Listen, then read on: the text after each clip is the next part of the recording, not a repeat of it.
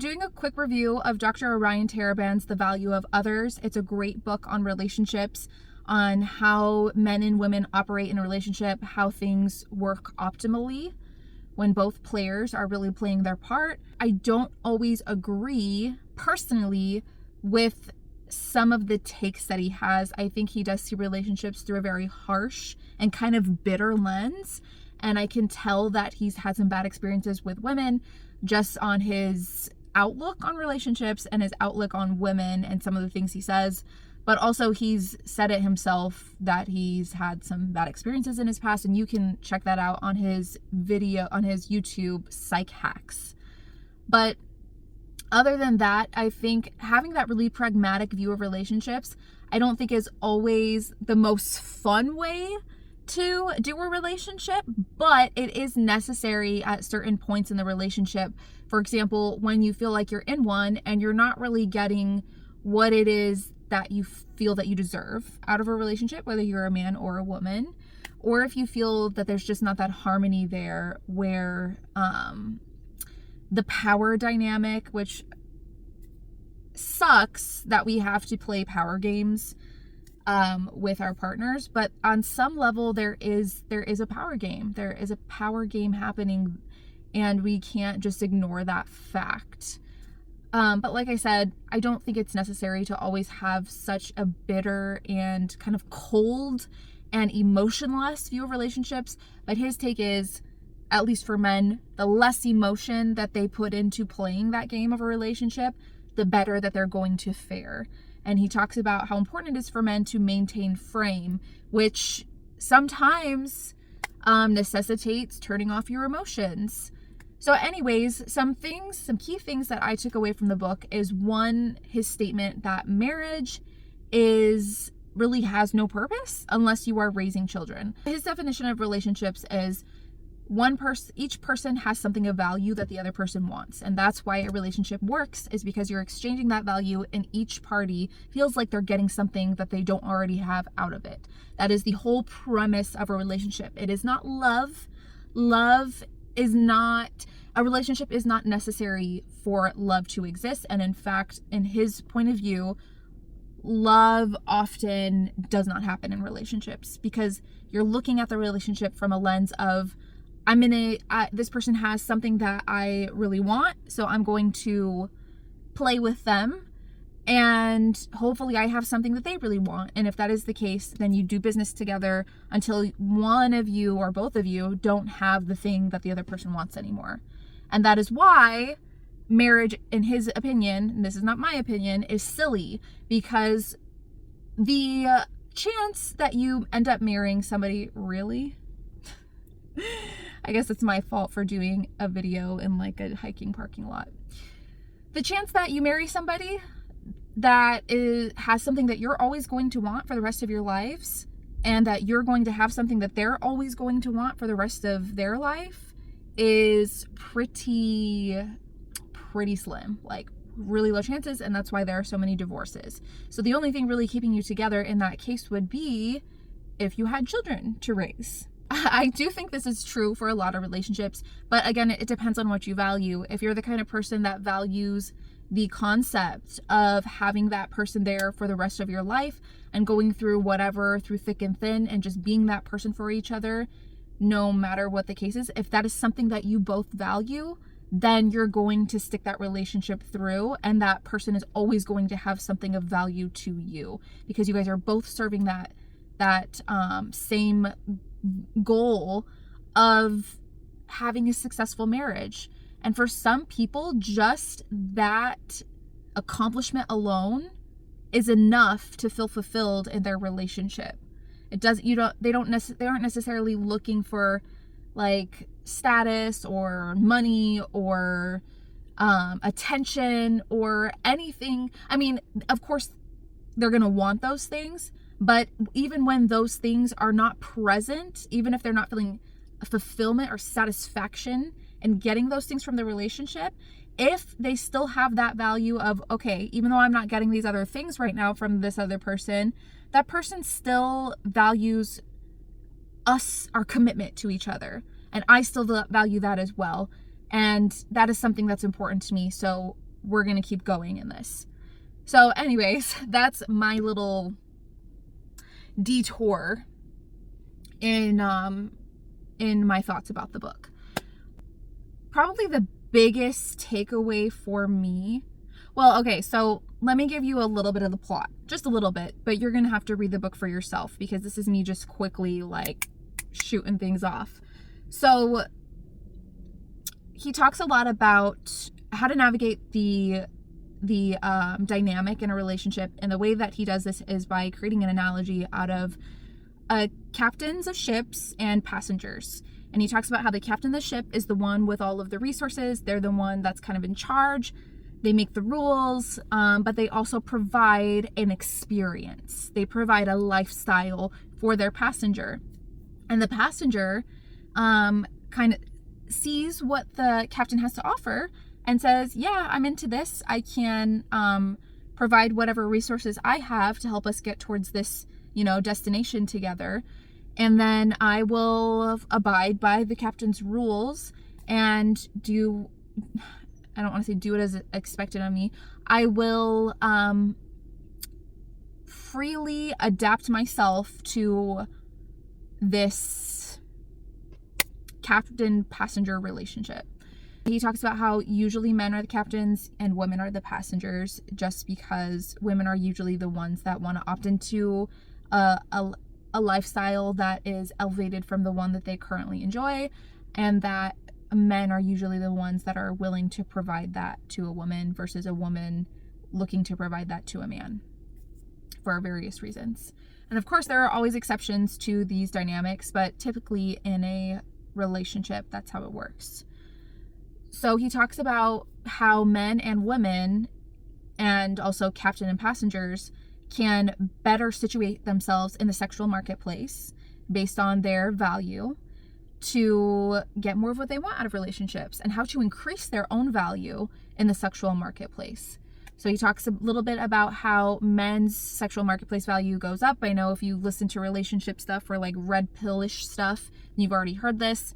Men's value goes up as they get older, and they gain more resources. They gain more esteem from others. They have more respect from others, more status, and they have more money. And so their sexual marketplace value goes up. And they also gain more wisdom. I feel like they're just more capable of being someone that you can rely on, which is something the red pillars don't really talk about in what makes a high value man attractive. But that is something that is attractive to women. And then women's sexual marketplace usually goes down as they get older because they are less attractive, they're less fertile, they're less glowing, they have less of that beauty factor. And, men, that's something that men value. So that's really simplifying it. If you just look at it that way, of course, a lot of people are going to get upset about this assessment and these conclusions. That's why you have to read the book to really understand the explanation as to why this is all true and why it works that way. So yeah, moving on to my biggest key takeaway, the most helpful takeaway for me as somebody who is in a healthy relationship with somebody that I love and that somebody loves me. And we have a really good way of finding harmony with each other. I think we're both super chill, kind of laid back people. And like, we really are here to understand each other and to work with each other as best we can. For whatever reason, we're just those kind of people, and we happen to find each other and it works. My key takeaway from the book is not to expect too much from your partner.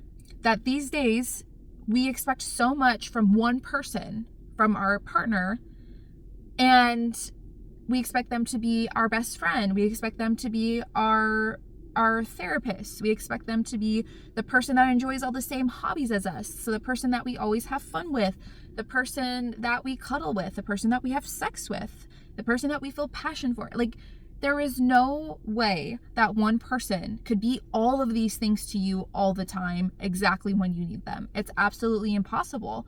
And that's really been helpful to me because I, like a lot of other women in the world, have high expectations of my man. Like, if he didn't do whatever the way that I was expecting him to, if he doesn't understand me the way that I expect him to, if he doesn't handle me the way that I expect him to, if he doesn't, if he's not for whatever reason interested in all the things that I have to say that day, you know, like these little things that like kind of trigger that angst in me when he's not doing the things that I am expecting him to do. I'm like, oh, he doesn't love me, you know? When in reality, it's impossible for him to do all of that perfectly. He's pretty fucking perfect. Like, he's really, like, he really puts effort in. And there are some days that even when he's doing his best, he's not going to be exactly what it is. He's not going to be able to do exactly what it is that I want him to do. Or he's not going to be able to be exactly who I want him to be in every single moment. And I'm not going to be able to be that for him for years and years and years. We've only been together for 3 years, so we're still fresh.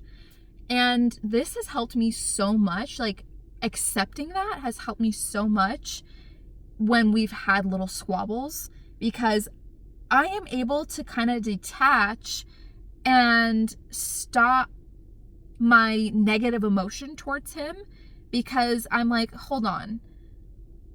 If I'm not expecting him to be all of these things, then I don't need to be upset with him. I can be a little bit more understanding of where he's coming from. And this usually leads to him being more understanding of where I'm coming from, because I've taken that negative emotion out of the situation and we can both kind of look at things logically. And I am more willing to admit where my faults were and to say, hey, I really, like, I'm not upset anymore. Like, I shouldn't have expected you to, I don't know, to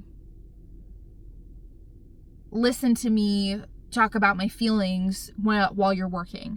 Whatever, that was the last one. That was the last fight we had, that it was triggered by him not listening to me talk about what I felt about a situation in our household while he was working, and him being kind of just like, I don't want to listen, just having a whole vibe of like, I don't want to listen to this right now. And that really triggered me.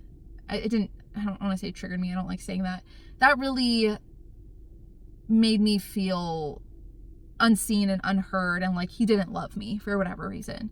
And I took some time to cool down, and I was actually listening to the book while we were going through this, and it just helped me tremendously to let it go and say, you know what? Maybe instead of trying to go to him about my feelings in that moment to try to get some relief from them, maybe I should have called up my sister. Maybe I should have called up my mom and talked to them about it first, and then came to him if I needed to talk through solutions with him. So I just think that's a really important takeaway that everyone should know about their relationship. You don't have to always get everything from your partner. You do have a whole community of people that you can get some of these social and connection-based needs fulfilled from these other people in your community. It doesn't always have to be your partner. And I think that you would feel a lot safer in your relationships and less anxious about how the relationship is going and whether the person's always going to be there or not, or whether you're going to be together forever, if you really relied on your community the way you should, because you know, like, okay, if for whatever reason this isn't working out, if for whatever reason we're feeling disconnected, or worst case scenario, if for whatever reason this person leaves my life completely, I am still able to get my needs met from my community, and it's not going to kill you.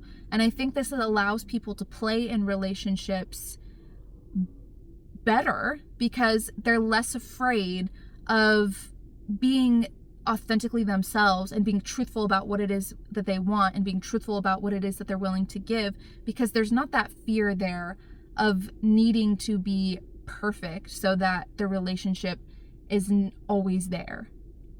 So yeah, I highly recommend the book. Definitely check it out, and check out Dr. Orion Taraban's page on psych hacks. I feel like a lot of his material is geared towards men, but for some reason I really gain a lot of value. I see a lot of value in what he has to say in my life. It really helps me. It helps me I think, understand my man better, and therefore helps me be a better partner, which fulfills me because I want to know that I am being the best partner that I can be, because I think that he deserves that and I deserve to be that person. So yeah, check out his book and I will see you in future videos. Bye.